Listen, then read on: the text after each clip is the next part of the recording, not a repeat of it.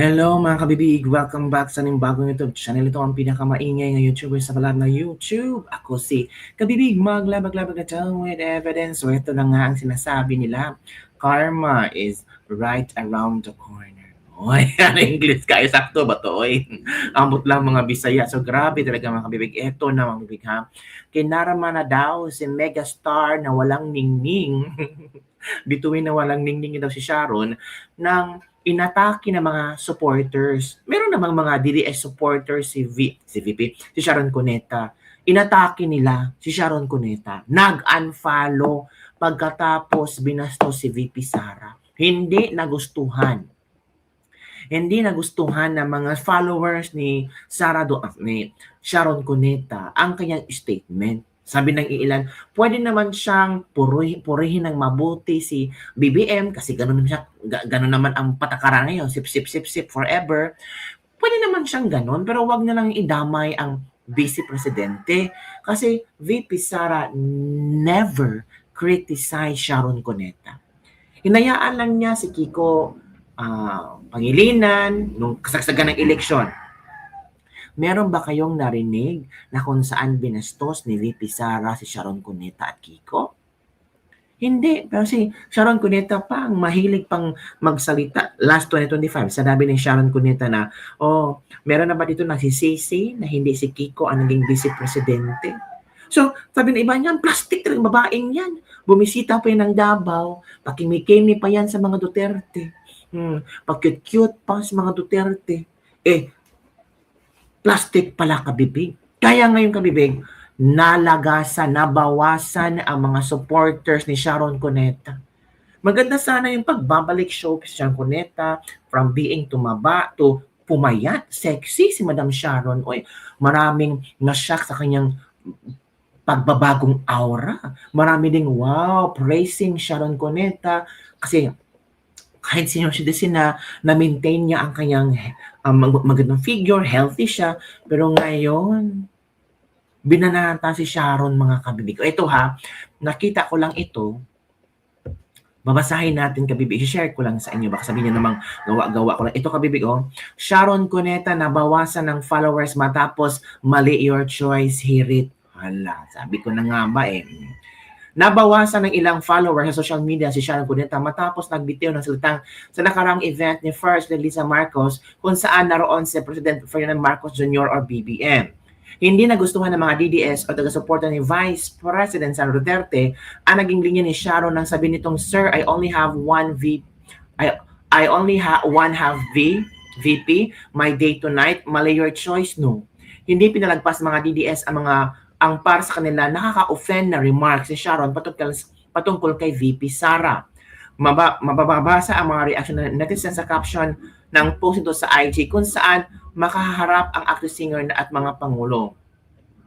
So much going in our country, most of them butted us, let the president do this job and complete his work before we allow ourselves to judge him. It is our country, we need to prioritize now. God bless the Philippines. So ito yung komento ni Sharon Cuneta mga kabibig na sabi ni Sharon na hayaan na lang natin si BBM na gawin ang kanyang trabaho, patapusin na natin ang kanyang termino. Sharon also wishing na maging okay ang pangangatawan ni BBM, pero alam nyo ba, binash, todo bash. Kung yan lang pala ang gusto mo Sharon, di sana, share ko sa inyo kabibig ha, kung yan lang pala ang gusto mo Sharon, di sana, hindi mo nang unfollow, I silence, I pray. OMG Sharon, choose to be blind because of visit interest since your husband is in politics. You should have keep your mouth shut and follow. Never again, together again. Unfollow na yung ibang mga netizens kay Sharon Cuneta. Ito kasi ang sinabi ni Madam Shawi, Madam Shawi talaga, pwede lang naman. Maging hinahina lang siya ba? Kasi alam naman niyang iba na ngayon ang mga netizen kumpara noong panahon ng tatay niya, panahon ng Marcos Sr., ni Cory Aquino, ni Pinoy. Iba ngayon ang social media Mas ang mga tao attached sa social media ngayon. Sabi niya, with so much going on in our country, most of them bad, let us let the president do his job and complete his work before we allow ourselves to judge him. It is our country we need to prioritize now. God bless the Philippines.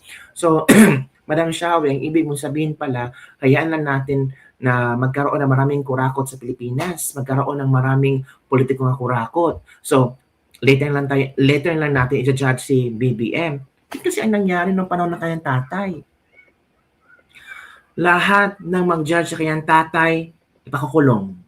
O, yun ang gusto mo, Sharon, magkaroon ng martial law. Hayaan lang natin si BBM gumawa ng kung ano-anong kabalastugan sa pera ng bayan. O, after na lang matapos ni BBM ang kanyang termino, doon na tayo mag-judge sa kanya. Di ba nakapaboba? Di ba kami, babe? Anong klaseng, ano yan? Critical thinking mindset, mga kabibig. O, ito, sabi ni Sharon, let the president do his job and complete his work before we allow ourselves to judge him. Dahil 4 na taon na nang kaupo si BBM. Dahil wala pa rin nagawa. Dahil ang mga puro project ni BBM, ito yung mga project ng build, na tatapusan na ni BBM. So wala talaga siyang personal or own project. Sharon Cuneta. God bless ka pa the Philippines.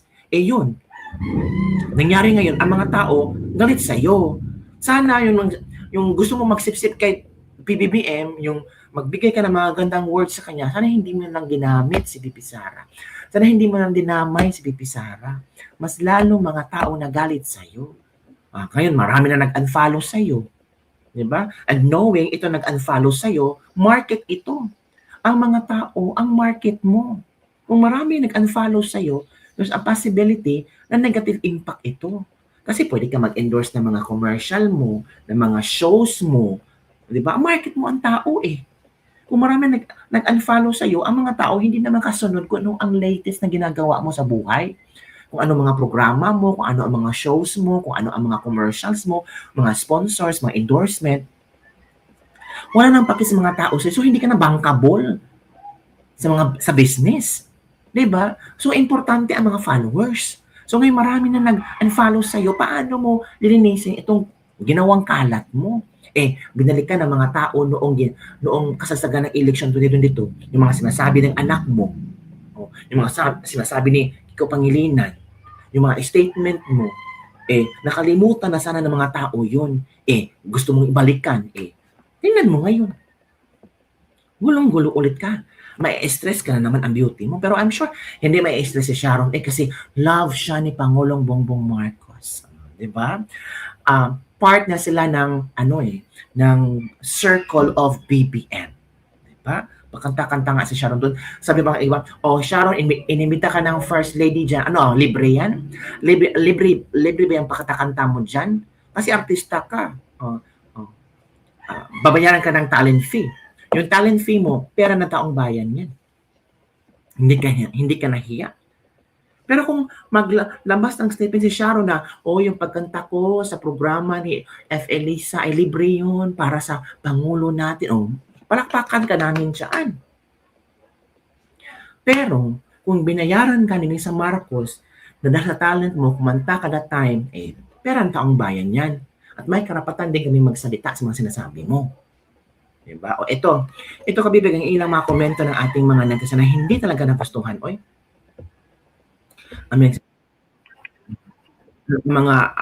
Hindi nagustuhan ang mga statement ni Sharon Cuneta. Ito kabibig ha, makinig tayo ha. Itong si Madam Mary Edward. Makinig tayo sa kanya kung ano ang kanyang statement. Alam mo ba ang sinabi ni Sharon Cuneta?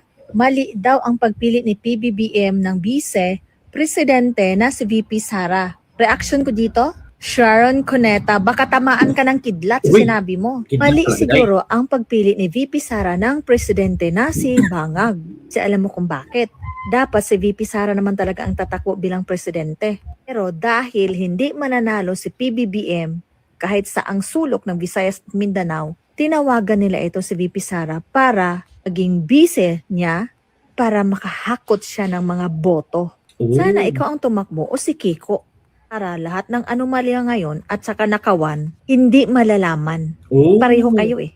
Sharon Cuneta, si VP Sara ay isang susi ng lahat kung bakit nabulgar ang mga nakawan dyan sa kaban ng bayan. Kung hindi rin kay VP Sara, hindi mapatunayan na talagang magnanakaw ang mga Marcos.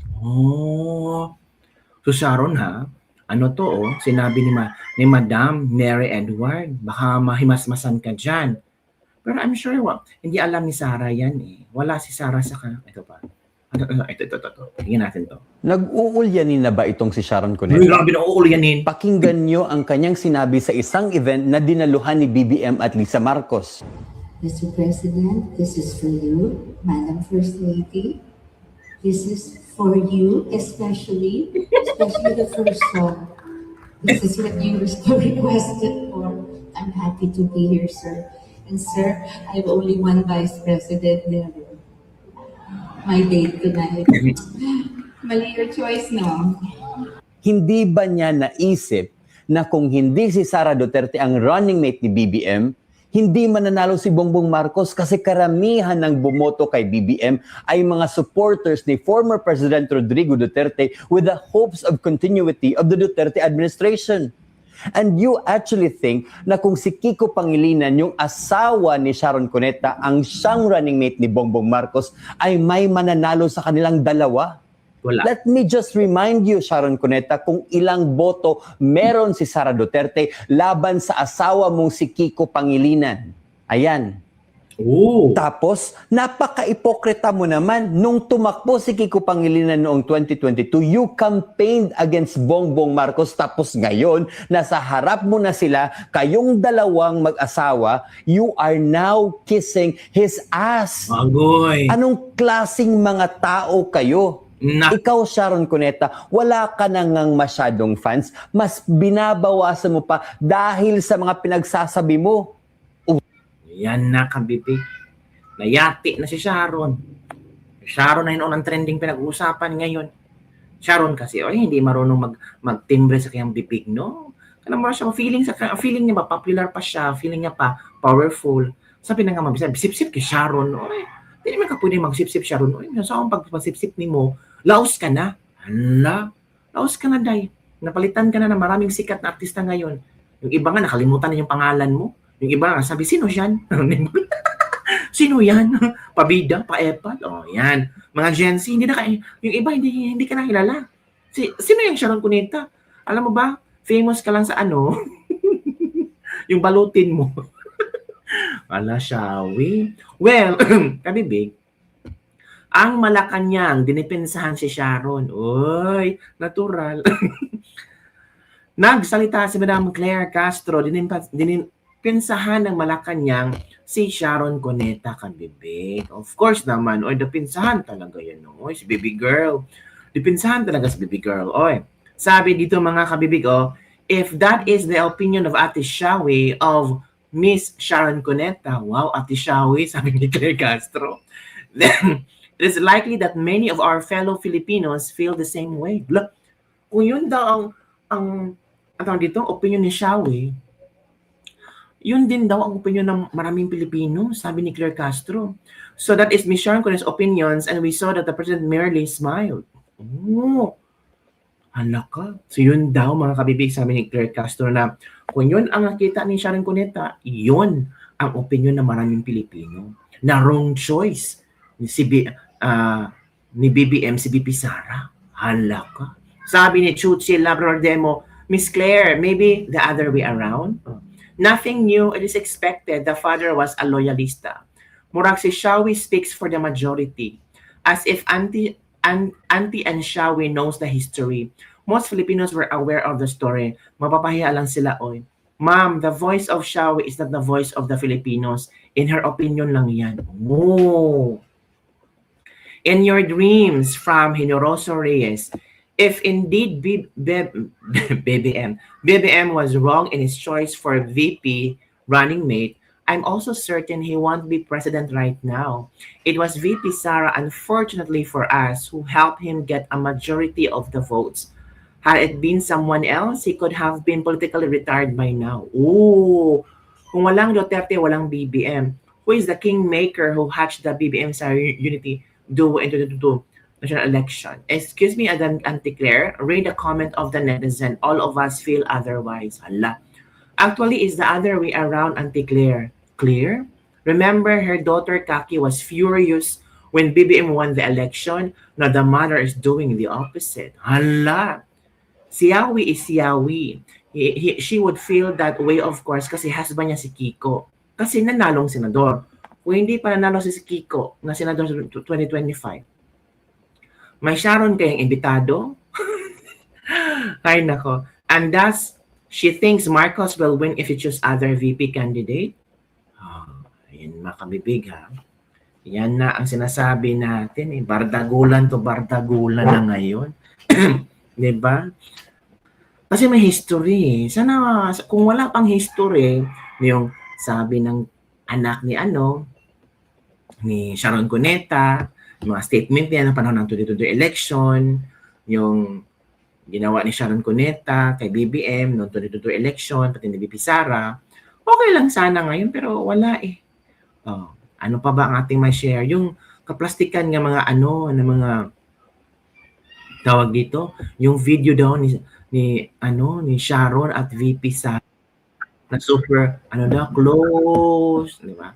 Pero nakita niyo naman yun, di ba? From Gabi to Kiko, sino ang mali ang choice? Netizens throw shade at Sharon. Naku po. Yan na nga kabibig. Ito yung video mga kabibig niya kung saan super sweet ni Sharon noon kay VP Inday. Pero ngayon, ay ewan ko, nagbago ng lahat. Ito na. The one and only Sarah. I just congratulated her because napakaganda ng Davao. From the moment I arrived, sabi ko, malinis na ito noon, maganda na. Bakit parang mas maganda? Parang hindi na nakatungtong ng Davao si Sharon, no? Noon si BP Sara naging vice presidente. At yung after ng 2022 election, hindi na nakatungtong si Sharon sa Davao. For a long time, I met her in the 80s, 90s, and we have not lost touch. So, long before you Ngayon, lost touch na kayo. But I've always... Wala na kayong touch. Wala na. I call her Inday Mayor and she calls me, it's so cute, so sweet. Ate siya. Ate talaga. Thank you very much for supporting Davao City, and thank you for making everyone happy. Yung nakabibig, parang nakakayak. Parang nakakasuka.